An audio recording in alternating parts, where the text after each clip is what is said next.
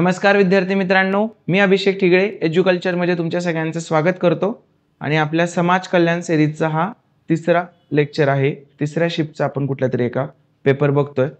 ठीक आहे, तर आजचा पेपर आहे आपला 17 मार्च 2025 संध्याकाळी 5 ते 7 या वेळेत जो पेपर झाला होता, तर त्याचे प्रश्न आपण बघणार आहे। समाज कल्याणचे सगळे पेपर आपण ह्या सरसेवा PYQ बॅच 2025 मध्ये इन्क्लूड करणार आहे।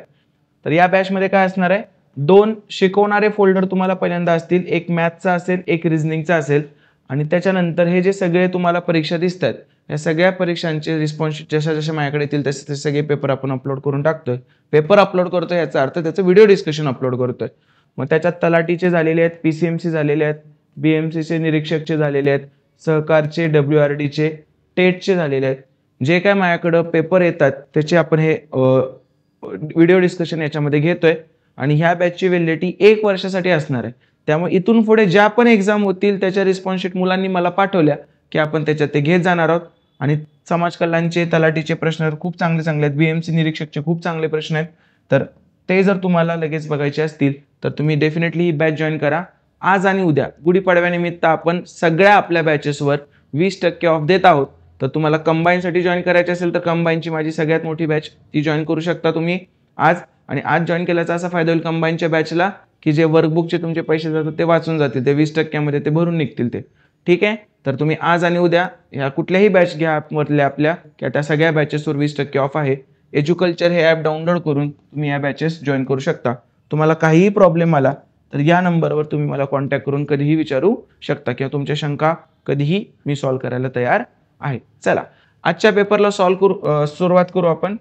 काय पेपर आजचा, 74 प्रति केजी किंमत असलेल्या साखरेला 49 प्रति केजी किंमत असलेल्या साखरेमध्ये मिक्स करायचं आहे की जेणेकरून या मिश्रणाची 60.5 प्रति केजी दराने विक्री केल्यास 10% नफा होईल। प्रश्न वाचल्यावर कळायचं बंद जर होत असेल तर म्हणजे तुम्ही कन्सेप्टना अभ्यास नाही केला, तुम्ही X आणि Y जर करत असाल तर। जेव्हा पण कधी मिक्सअपची गणित असतात ती तुम्ही कधीच X Y सोडू नका, खूप अवघड जातं।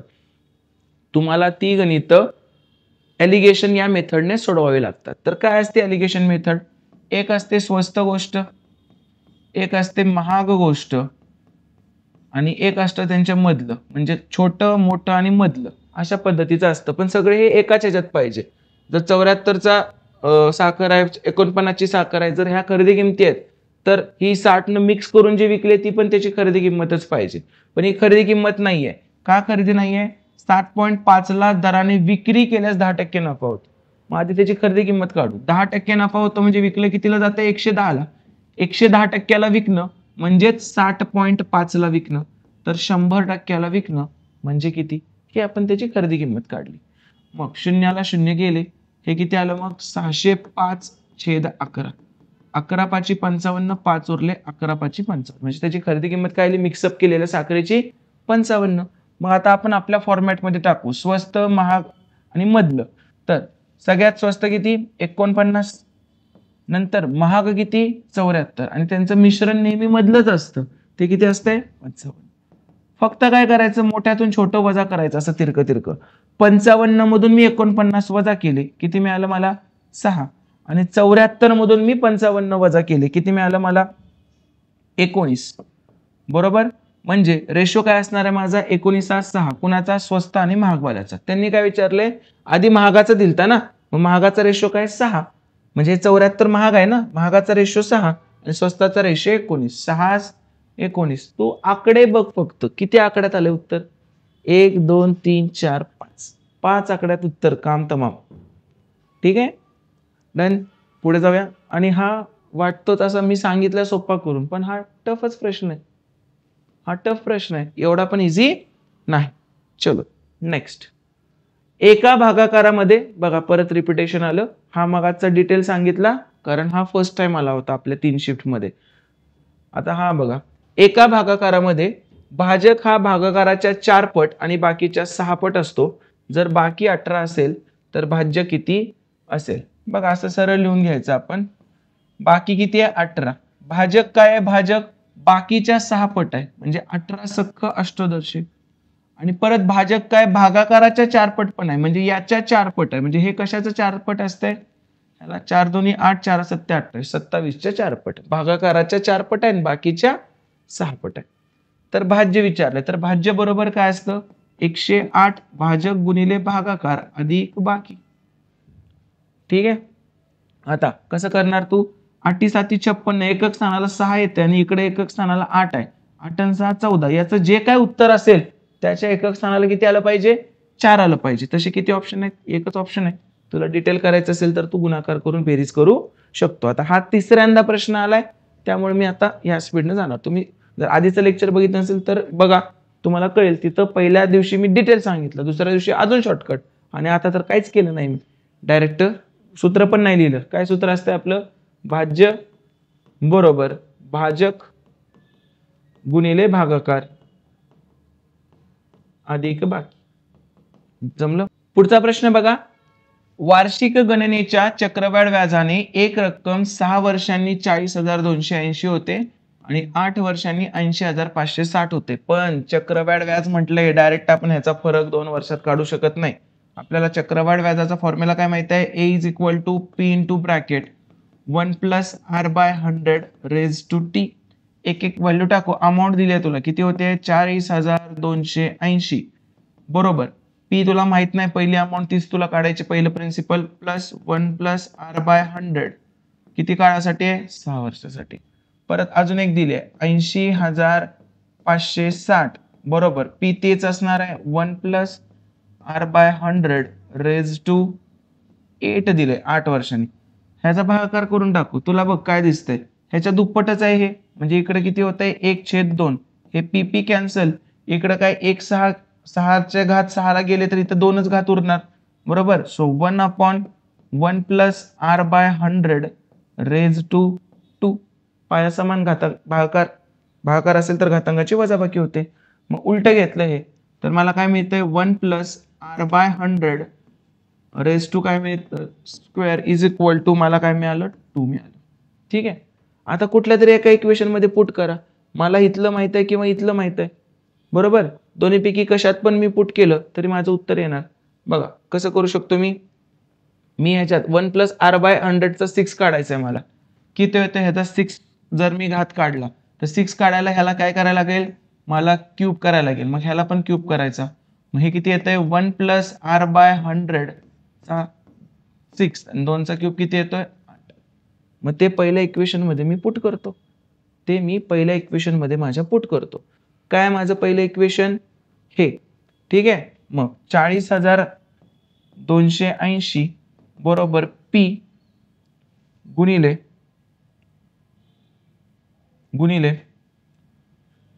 1 प्लस R by 100 चा 6 किती येतोय तो? गुणिले 8. जमलं? So P is equal to 8×5 परत पुढं काय येणार? 800 8×3 24 आणि 8×5 पी प्रिन्सिपल किती आला? 5,035. त्यांनी 1/5 विचारलंय. याचं 1/5 म्हणजे 1/5 म्हणजे 5 न भागायचं. 5×1 5 500 500 5×7 35. पी किती आला तुझा? 1007. का ही पी नाही आला, ते P/5 1/5 विचारले ना. 1007. Option number 2. सिंपल आहे. हे डिवाइड करून केलं. नवीन प्रश्न होता, व्यवस्थित पद्धतीने घेतला आपण. पुढचा 125 लिटर मिश्रणातून दूध आणि पाण्याचे गुणोत्तर 3:2 आहे. 125 चं मिश्रण आहे. दूध आणि पाणी कितीच्या प्रमाणात आहे? 3:2 प्रमाणात आहे. हे गुणोत्तर तुला 1:1 करण्यासाठी या मिश्रणात किती पाणी मिक्स करायला लागेल? तुला काय टाकायचंय? पाणी टाकायचंय आणि गुणोत्तर किती झालं? 1:1 झालं. मला सांग तू काय टाकलंयस ह्याच्यात? पाणी टाकलंयस. तू दुधासोबत छेडछाड केलीस का नाही? मग दुधाला सेम ठेवायला लागेल. इथं 3 आहे तर इथं पण 3 पाहिजे. म्हणजे ह्या इक्वेशन ह्या रेशोला कितीने गुणणार तू? 3 ने. मग किती होणार? 3×1 3 3×1 3. जमलं? आता काय फरक नाही पडला. 1:1 ला 3:3 लिहिलं म्हणून काय फरक पडतो का आपल्याला? काहीच नाही. पण आपला दूध कॉन्स्टंट आला. आता मला सांगा आपलं पाणी 2चं किती झालं? 3. म्हणजे कितीने वाढलं? 1 वाढलं. कोणाच्या भाषेत? आपल्या भाषेत. आता कुठून तर काढू. टोटल किती आहे? 125 आणि आपल्या भाषेत टोटल किती आहे? 5. म्हणजे आपल्या 5 ला किती म्हणतायत ते? 125. तर 1 ला किती म्हणतील? 25×5 सव्वाशे. 1 ला 25 आहे तर ह्या 1 ला पण किती म्हणतील? 25 लिटर. किती पाणी मिक्स करायला लागेल रे? 25 लिटर मिक्स करावं लागेल. जर तुला या मेथड माझ्याकडून शिकायच्या असतील तर बिनधास्त डोळे झाकून कोर्स जॉईन कर. आणि आज मी तुला सांगितलंय आजची आपली फी पण कमी आहे कोर्सची, त्यामुळे ह्या मेथड व्यवस्थित शिकायला लागतील. मला एवढंच सांग, दिसायला सोपं वाटतंय का नाही? मग का तू विचार करतोय? तेवढा माझ्यावर डोळे झाकून विश्वास ठेव. जर हे तुला दिसायला सोपं वाटत असेल, आता कळत 40-50% जरी असलं किंवा 0% कळत असलं, पण एवढं तर कळतंय ना की बाबा हे दिसायला सोपं आहे.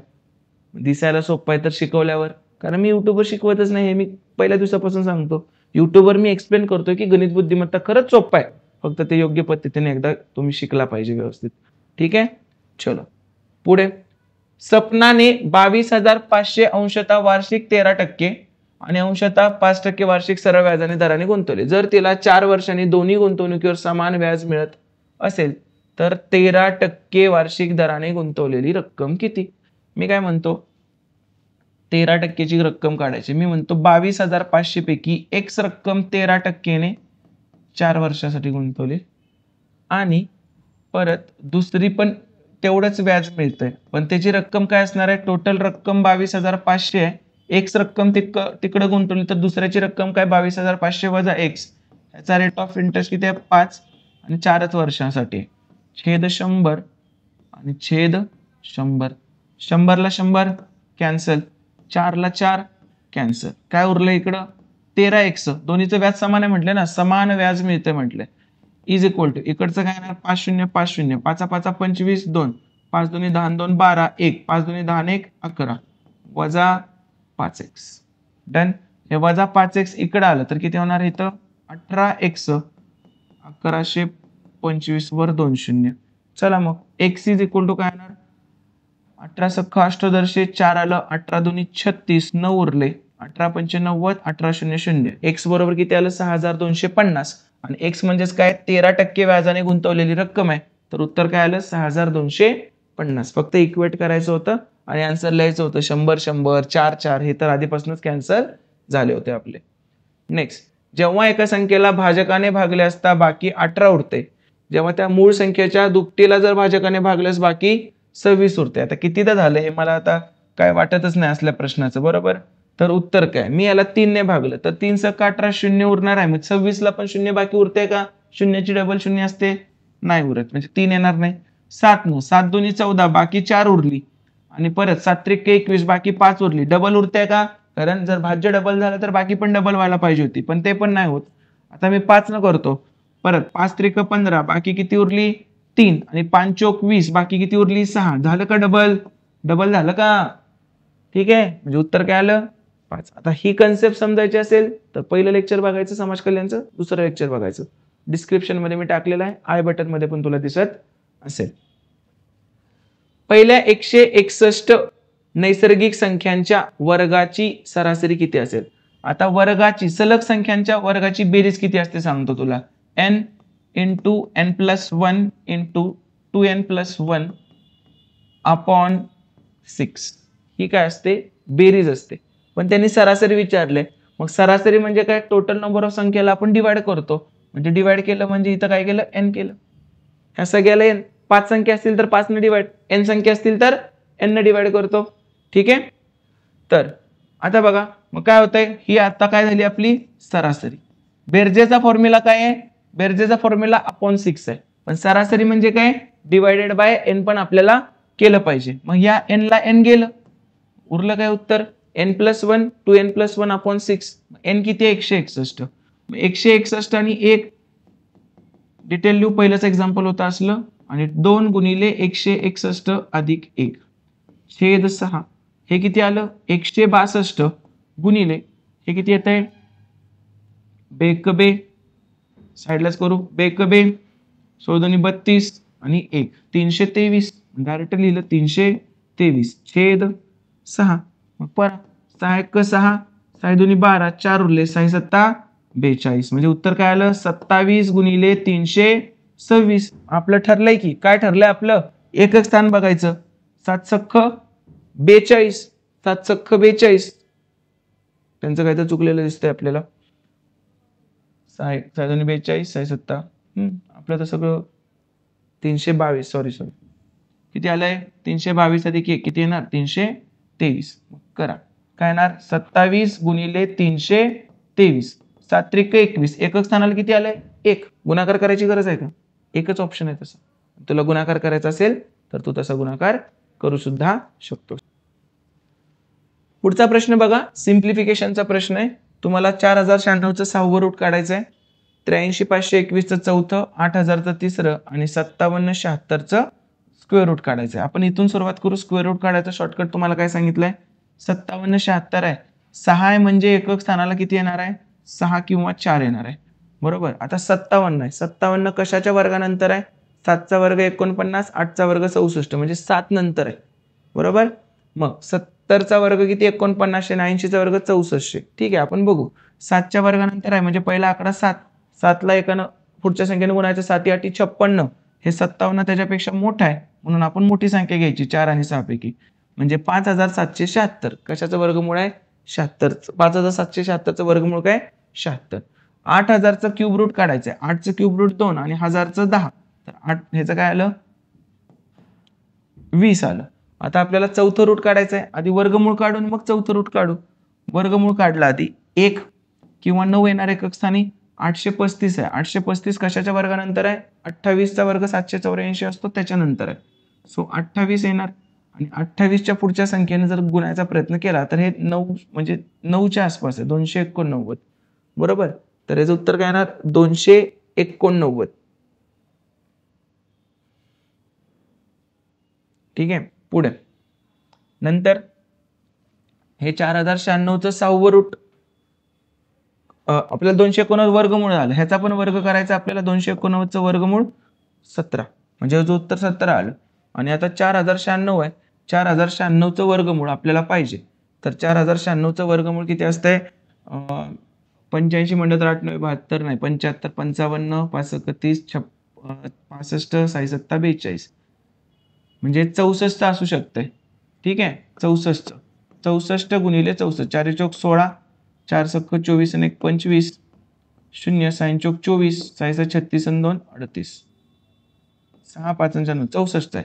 म्हणजे ह्याचं वर्गमूळ किती 64 आणि त्याचं परत 2 काढलं म्हणजे 3 राहिलं. ह्याचं घनमूळ 64 चं घनमूळ 4 म्हणजे ह्याचं उत्तर आलं 4. ह्याचं उत्तर आलं 17, याचं उत्तर आलं 20, याचं उत्तर आलं 76. बेरीज किती येते, 17 आणि 4 21, 21 आणि 20 41 आणि 76 आणि 41, 6 आणि 1 7, 7 आणि 4 11. किती आलं उत्तर 117. तुम्हाला ह्याच्यात काय पाहिजे, इंडायसेसचे रूल माहित पाहिजेत फक्त, बस. वर्ग वर्गमूळ इंडायसेसचे रूल, दुसरं काही लागत नाही. पुढचा प्रश्न बघा, जर ए चा पगार बी च्या पगारापेक्षा 67 जास्त आहे, ए चा पगार बी पेक्षा 67 जास्त आहे, म्हणजे बी चा 100 पकडला तर ए चा 167, तर बी चा पगार ए च्या पगारापेक्षा कितीनं कमी आहे, कितीनं कमी आहे रे, 67 न कमी आहे. कितीवर, 167 वर. मग 167 वर 67 कमी तर 100 वर किती. थोडक्यात तुम्हाला काय करायचं आहे, 6700 ला 167 न भागायचं आहे. कितीनं भाग जातोय बघा, ऑप्शन बघा कसे आहेत. ऑप्शन कसे आहेत, एकदम जवळजवळचे आहेत. तुला भाग पण एकदम जवळजवळचा घालावा लागेल, त्याला दुसरा ऑप्शन नाही कुठला. मग चल घाल, 6700 भागिले 167. पहिला 4 चा गेला, 4 चा घालवला, 64 म्हणजे 4 चा जाणार, 4 7 28, 2 4 सख्ख 24 आणि 2 26, 4 1 4 आणि 2 6, उरले किती 2, 0 आलं. मग 167 0 आणि इकडे 0 टाकलं की इकडे पॉइंट पण द्यायचं. मग 167 ला 200 पाहिजे, मग दुप्पट तर करून नाही चालत. 167 एकी 167 जे काय उरायचं ते. ठीक आहे, 33 उरले म्हणजे 40.1 समथिंग काहीतरी पाहिजे. Option number 2. याला काही पर्याय नाहीये, हे तुला करायलाच लागणार आहे. अंदाजे तात्पुरतं असं कसं होत नसतंय ते. नेक्स्ट, जर 32 आणि 40 यांचे तिसरे पद x असेल, आपलं ठरलंय तिसरं पद असेल तर काय रूल असतो, मधल्याचा वर्ग बरोबर कडेच्याचा गुणाकार. मधल्याचा वर्ग म्हणजे 32 40 चे तिसरं पद x आहे, 32 40 x म्हणजे मधल्याचा वर्ग 40 गुणिले 40 बरोबर कडेच्याचा गुणाकार 32 गुणिले x. 8 चौक 32, 8 पंचे 40, 4 1 4, 4 10 40, 10 5 50. x बरोबर काय आलं 50. 2 वेळा झालेला प्रश्न होता त्यामुळे आपण एवढा फास्ट घेतलेला आहे. Option number 2. पुढे, एका वस्तूची किंमत 200 आहे आणि त्याची छापील किंमत 610 आहे. विक्रेत्याने छापील किमतीवर 40% सवलत देऊन विक्री केल्यास नफ्याची टक्केवारी. वस्तूची किंमत 200, छापील किंमत 610. ह्याच्यावर 40% डिस्काउंट दिला म्हणजे 60%ला विकली. 610 वरची गोष्ट 60%ला विकली कारण 40% डिस्काउंट आहे म्हणजे 60%ला विकणे. तर 00 गेले 00 गेले 6 1 6 6 6 36. ठीक आहे. थोडक्यात 200 ची गोष्ट कितीला विकली 366 ला विकली म्हणजे फायदा किती झाला 166. 200 रुपयावर 166 फायदा तर 100 वर किती 2 शून्याला 2 शून्य गेले 82 16 बेत्रिक 6 83% काय झाला फायदा झाला. Option number 4. सोपे प्रश्न आहेत हे अवघड नाहीये. तुला हे प्रश्न अवघड वाटत असतील तर अभ्यास कमी पडतोय किंवा चुकीच्या पद्धतीने शिकलायस. एक्स विक्सचा काही संबंध नसतो कुठल्या गणिताच्या प्रश्नात. डेव्हिडने 168 खुर्च्यांची विक्री केली आणि त्याला 98 खुर्च्यांच्या विक्री किमती एवढा नफा झाला तर त्याच्या नफ्याची टक्केवारी. त्यानं आपण काय पकडायचं एका खुर्चीची विक्री किंमत 1 रुपया म्हणजे 168 खुर्च्या त्याने 168 खुर्च्यांना विकल्या 168 रुपयाने विकल्या आणि त्याला काय झाला रे 98 खुर्च्यांच्या विक्री एवढा नफा झाला म्हणजे ह्याच्यात 98 रुपये नफा आहे. थोडक्यात खरेदी किंमत किती होती मग 8तून 8 गेले 0 16तून 9 गेले 7 म्हणजे 70 रुपये खरेदी किंमत होती. 70 रुपये खरेदी किंमत होती आणि या 70 रुपयावर त्याला नफा किती झालाय 98 रुपये नफा झालाय. 70 रुपयावर 98 रुपये नफा झाला तर 100 वर किती शून्याला 0 गेले 14 7 98 आणि 14 गुणिले 10 140%. आपण ह्याच्यात काय केलं एका वस्तूची विक्री किंमत 1 रुपया पकडली बरोबर. 168 ची विक्री किंमत 168 रुपये पण ह्याच्यात त्याला नफा किती झाला 98 रुपयेच्या विक्री एवढा म्हणजे 98 रुपये म्हणजे 168 वजा 98 70 रुपयेच खरेदी होती. 70 रुपयावर 98 रुपये नफा झाला तर 100 वर किती 140%. दोन संख्या 2:5 या गुणोत्तरात आहेत. जर पहिली संख्या 2 ने वाढवली आणि दुसरी संख्या 5 ने कमी केल्यास गुणोत्तर 6:9 होते. दोन संख्या 2:5 गुणोत्तरात आहेत म्हणजे 2x आणि 5x गुणोत्तरात आहेत. पहिली संख्या 2 ने वाढवली आणि दुसरी संख्या 5 ने कमी केली तर त्यांचे गुणोत्तर काय होते 6:9 होते. ह्याचाच आधी नीट करू 6:9 ला मी 3 दुनी 6 आणि 3 त्रिक 9 लिहू शकतोय. पटलं. आता तिरकस गुणाकार करा 3 दुनी 6x अधिक 3 दुनी 6 बरोबर 5 दुनी 10x वजा 5 दुनी 10. 6x ला तिकडे पाठवा 10x वजा 6x 4x 10 ला इकडे पाठवा 10 आणि 6 16. सो x बरोबर किती आलं 4. x बरोबर आलं 4. तर काय विचारले तर द्या दोन आरंभीच्या संख्यांची बेरीज. किती होती आरंभीच्या संख्या 2x आणि 5x म्हणजे टोटल किती झाले 7x. मग 7x x बरोबर किती आहे 4 तर 7x बरोबर 7 चौक 28. फक्त इक्वेशन मांडायचे होते बाकी काही वेगळं करायचं नव्हतं. जमलंय. पुढे बघा आपण फक्त एक मोजून 2 लेक्चर आता घेणार आहे सरळ सेवेचे. हे तिसरं आहे. चौथा आणि पाचवं युट्यूबवर घेणार आहे. त्याच्यानंतर आपण सगळे लेक्चर आपल्या या बॅच मध्ये समाज कल्याणच्या ऍड करणार आहे. मग त्याच्यामध्ये तुम्हाला 2 शिकवणारे फोल्डर आणि इतर मग हे सगळे तलाठीचे लेक्चर समाज कल्याणचे बीएमसीचे टेटचे इतर सगळ्या पीसीएमसीचे इतर सगळ्या ज्यांच्या रिस्पॉन्स शीट येतात म्हणजे टीसीएस पॅटर्नचे किंवा अवघडवाले प्रश्न असतात ते सगळे आपण पीवायक्यू मध्ये देणार आहोत. 2 शिकवणारे फोल्डर वेगळे आणि ह्या पीवायक्यू चे फोल्डर सगळ्यांचे वेगळे. तर ज्यांना जॉईन करायचं आहे त्यांनी आज आणि उद्यामध्ये जॉईन करू शकता कारण आज आणि उद्यामध्ये आपल्या याच्यात 20% ऑफ आपण गुढीपाडव्यानिमित्त देत आहोत. ठीक आहे. हे लेक्चर जास्तीत जास्त लोकांपर्यंत पोहोचवा जेणेकरून त्यांना समाज कल्याणचे अवघड प्रश्न कसे टॅकल करायचे हे कळू शकतील. ए आणि बी या दोन व्यक्ती एकाच प्रारंभ बिंदूपासून आणि एकाच दिशेने अनुक्रमे ताशी 11 आणि ताशी 9 किलोमीटर वेगाने वर्तुळाकार धावू लागतात. जर वर्तुळाकार मार्गाची लांबी 16 किलोमीटर असेल मला सांगा त्याची 16 किलोमीटर हे आहे म्हणजे स्पीड इज इक्वल टू काय टाइम इज इक्वल टू काय असतं डिस्टन्स अपॉन स्पीड. किती आहे वर्तुळाची लांबी 16. एकाच दिशेने म्हणजे काय होते स्पीडचं सबट्रॅक्शन होतं 11 वजा 9 म्हणजेच काय रे 16/2 म्हणजेच किती 8. किती वेळ लागेल 8 तास लागतील. 10 सेकंदाचा प्रश्न होता फक्त. तुमच्या कन्सेप्ट क्लिअर असतील तर ह्याच्यात वेगळं काही तुम्हाला करावं लागणार नाही. पुढे पाईप ए हा 18 मिनिटात एका टाकीला भरू शकतो तर पाईप बी हा 19 मिनिटात पूर्णपणे भरलेल्या टाकीला रिकामा करू शकतो. सुरुवातीला पाईप ए सुरू केला जातो आणि 6 मिनिटांनी पाईप बी देखील सुरू केला जातो. चला करू आपण. पाईप ए 18 मिनिटात भरतोय, तर पाईप बी 19 मिनिटात रिकामा करतोय. ठीक आहे. सुरुवातीला पाईप ए सुरू केला जातो आणि 6 मिनिटांनी पाईप बी. ठीक आहे, ते नंतर बघू. आपलं काय ठरलंय, 18 आणि 19चा एलसीएम घ्यायचा आधी. त्यांचा गुणाकारच असणार आहे, सलग संख्या आहेत म्हणल्यावर. 18 90 62 असे 16, 18 1 18, 18 आणि 16 34. 342 लिटरची टाकी आहे. तासाला किती? 342 भागिले 18 19. 342 भागिले 19 जमलं. पण हा रिकामा करतो तर ह्याला काय येणार? मायनस. आता काय म्हटलंय, पाईप ए सुरू केला आणि 6 मिनिटांनी पाईप बी.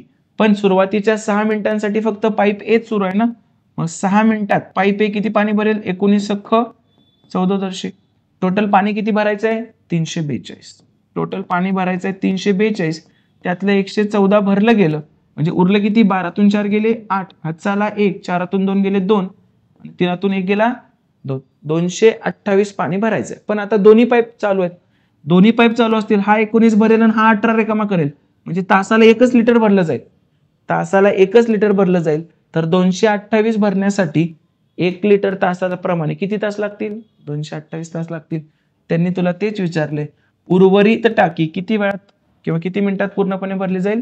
228 मिनिटांमध्ये पूर्णपणे भरली जाईल. इझी प्रश्न आहेत. आकडे फक्त याचे अवघड आले होते. एक उबर दुचाकी 44 तासात 396 किलोमीटर अंतर पार करते, तर किलोमीटर पर आवर मध्ये सांगायचं आहे. बघ, लहान मुलाचा प्रश्न काय? Speed is equal to distance. किती आहे डिस्टन्स? 396 upon time. टाइम किती आहे? 44.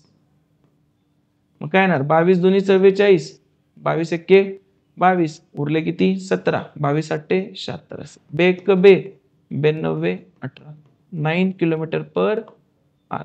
काय लहान लहान मुलं पण नाही. सगळ्यात पहिल्या फॉर्म्युलावरचा प्रश्न. ठीक आहे.